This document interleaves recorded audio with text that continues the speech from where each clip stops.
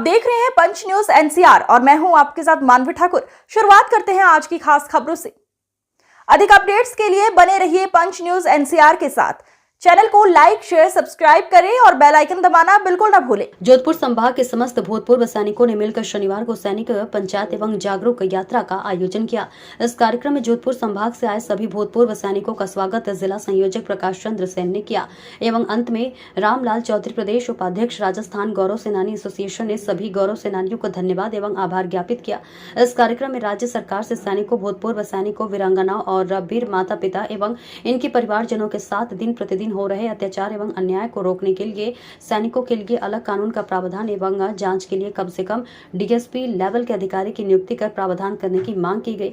इसके साथ ही साथ सैनिकों के पुनर्वास कानून 1988 की पुनः बहाली सहित 10 सूत्रीय मांगों पर जल्द से जल्द अमल करके कार्रवाई करने की मांग की गई है। सरकार को यह चेतावनी भी दी गई कि पिछले 2 वर्षों से सड़कों पर आंदोलनरत सैनिकों की मांगों को और अनदेखा करना अब ज्यादा दिन तक सैनिक समाज बर्दाश्त नहीं कर सकता है। सरकार यदि सुनवाई नहीं करती है तो सभी सैनिक एकमत होकर लोकतांत्रिक तरीके से वोट की जो है चोट पहुंचाएंगे और इसका खामियाजा सरकार को आने वाले विधानसभा उपचुनाव एवं नगर रण निकाय तथा पंचायत चुनाव में भुगतना पड़ेगा।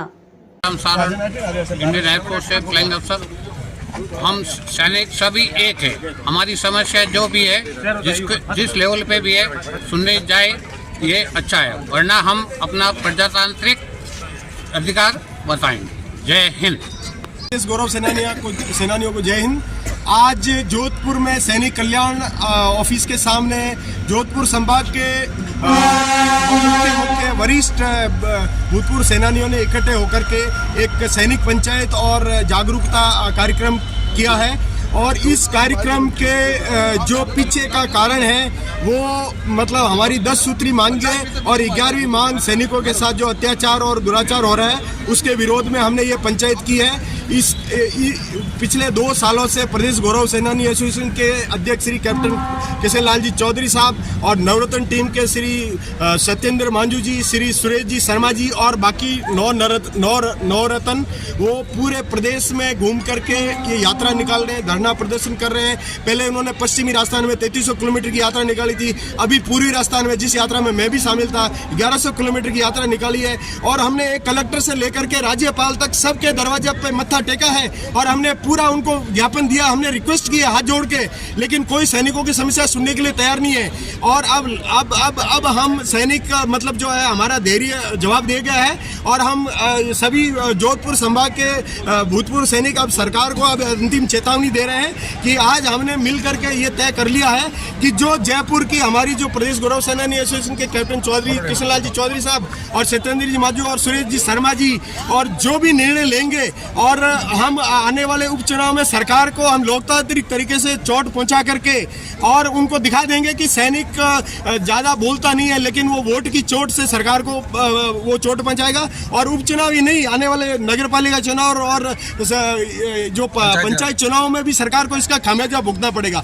नहीं तो सरकार या हमारे पास 2-3 मांगे हैं कि एक तो सरकार हमारे प्रतिनिधि मंडल से बुला करके और तुरंत वार्ता करे और हमें इन 11 सूत्री मांगों के बारे में एक लिखित आश्वासन दे। और दूसरा, जो भी अत्याचार हो रहा है पुलिस डिपार्टमेंट में, कम से कम एक नया कानून बने, उसमें टाइम लग रहा है। तो एक इंटरिम मेजर के लिए एक डीएसपी लेवल का अधिकारी जो सैनिकों के मामले को उसकी मतलब वो तहकीकात करे और वो उससे कम हमें मंजूर नहीं है।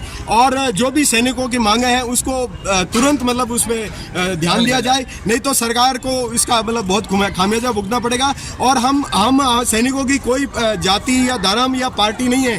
सरकार जाति के हिसाब से सैनिकों को बांटने का कोशिश कर रही है। तो हम ये चेतावनी देना चाहते हैं सरकार को कि इस लफड़े में ना पड़े। सैनिक सैनिक है, सैनिक सैनिक ही रहेगा, चाहे कोई जाति धर्म का हो।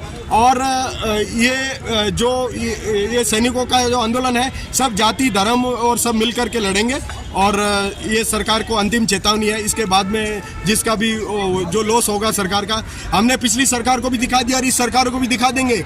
सैनिक जीत नहीं सकता लेकिन हरा तो सकता है। ये इस चीज़ को सरकार पूरा ध्यान दे और हमारी मांगे तुरंत हमारे प्रतिनिधियों को बुला के वार्ता करे और लिखित आश्वासन दे। आवाज दो, हम एक हैं। आवाज दो, हम एक हैं। भारत माता की जय।